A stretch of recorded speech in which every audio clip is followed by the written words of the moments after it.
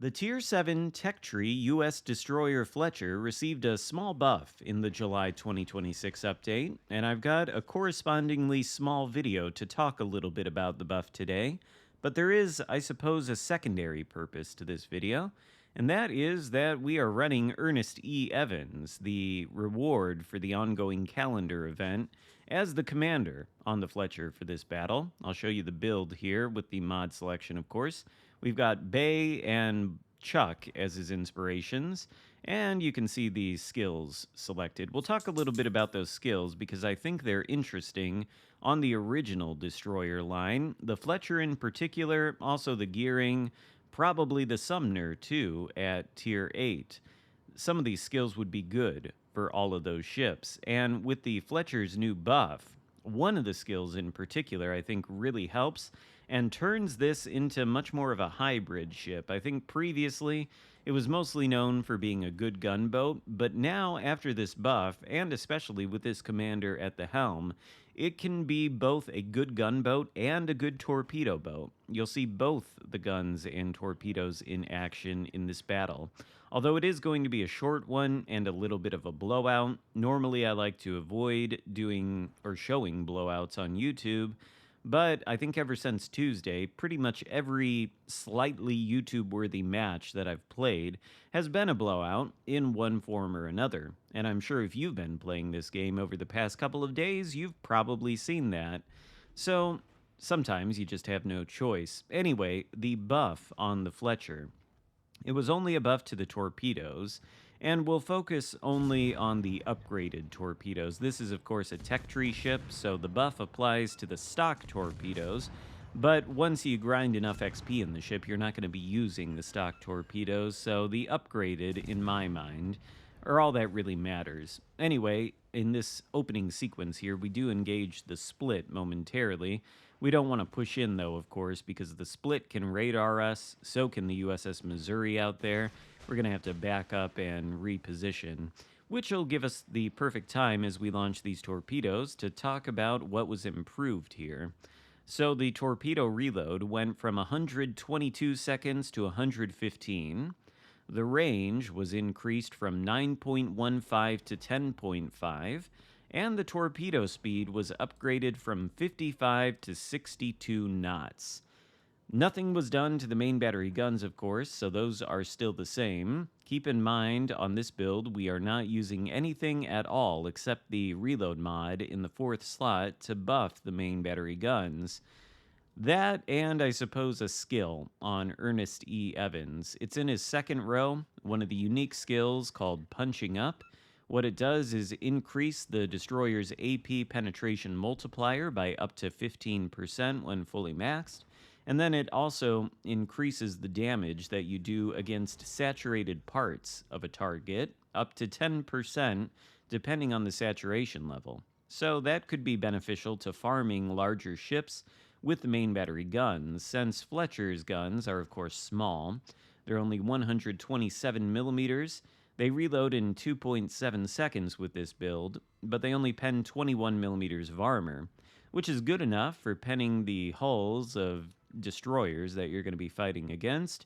But against larger capital ships like battleships and cruisers, you're really only going to be penetrating the superstructure, which of course can saturate, and then this punching up skill I suppose could help with that.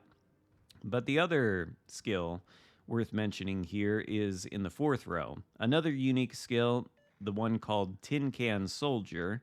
It increases torpedo speed by 8%, increases torpedo damage by 5%, and there's a cost to it, a nerf to destroyer torpedo range of 8%. So with this skill active, the Fletcher's newly buffed torpedoes are reaching out to 9.7 kilometers, which is lower than the newly buffed 10.5 range, but higher than the pre-buff range, so there is that. But more crucially, because of this speed buff from the skill, these torpedoes are traveling through the water at a blistering speed of 70 knots, which back in the day used to be considered really fast. Screamer torps, basically. Now, of course, we have pan-European torpedoes that go at nearly 100, but 70 knots on these torpedoes, That's pretty good, particularly when they have a 1.1 kilometer detect by sea, and the damage buff makes them hit for a maximum of 16,403. The damage buff from Ernest E. Evans' skill, that is, not from any buff. It was only a buff to the range of the torpedoes, the reload, and also the speed. So yeah, 70 knot torpedoes, 9.7 km on the Fletcher that hit for up to 16,000. Now all of a sudden, the Fletcher's torpedoes are much more usable, particularly with this commander at the helm, so you can combine them with the Fletcher's excellent main battery firepower and have a bit of a hybrid role. I think this guy, Ernest E. Evans, would also be great for the gearing. That torpedo skill in particular should also have the gearing's torpedoes going at 70 knots or so, but the main difference is the range buff will hurt a lot less when your base torpedo range on the gearing is already 16.5 kilometers. With that skill in place, it should only be reduced to just over 15. So I think Evans is going to be spicy for that, but he's pretty good for the Fletcher. And that skill that you see procced now, the final stand skill, that's probably coming into play here too, and causing our main battery shells to do a little bit more damage against the kiting Iowa. The final stand skill in the legendary row is yet another one of Evans' 7 unique skills, and we've got it procced now for its special effect. That special effect activates when we are less than 50% HP, and it increases the main battery shell damage on both the HE and the AP by 10%. But the regular effect of the skill increases maximum projectile damage for your destroyer against enemy ships with higher max HP by 12%.